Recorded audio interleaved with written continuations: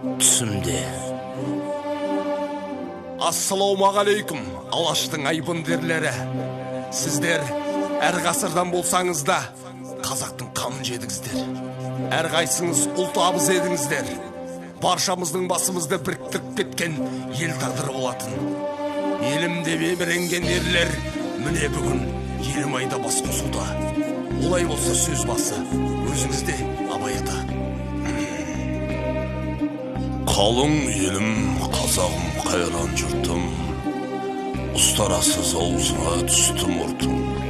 Жақсы менен жаманды айырмадың, бірі қан, бірі май боп енді күртім. Менің де елден басқа қайрым жоқ. Мен де адаммын, жаралған сүйгеттен.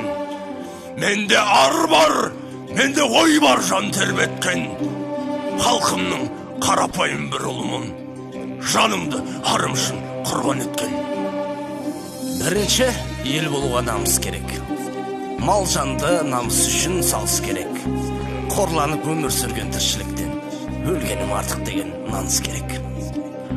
Ар қайда, рақым қайда, әдеп қайда. Бұтшыт боп, неге жүрміз әрбір сайда. Көз жұмып, көппен көрге толы той деп береді. Бұл надандық кімге пайда?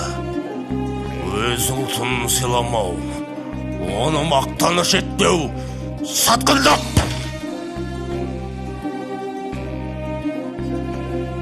Қазақ-ау, сөңгін бірігіп жұрт үшін қам ойлайтын кез келген жоқ па? Дұрыс айтасың, Алихан. Қазақ баласы бірігіп, тізе қосып іс қылса, халықтық мақсат сонда орындалады.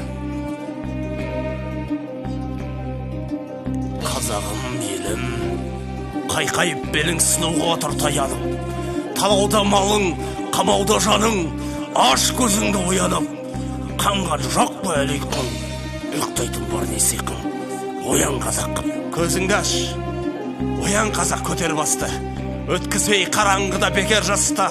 Жер кетті дін нашарлап, халық арам бол. Қазағым, ен жату жарамасты. Бауырлар, Алаш ардақтылары, қымбатты азаматтар. Бұл жиында әлі де біраз нәрсе айтылады. Ал әзірге сөз тізгінін жастарға берейік.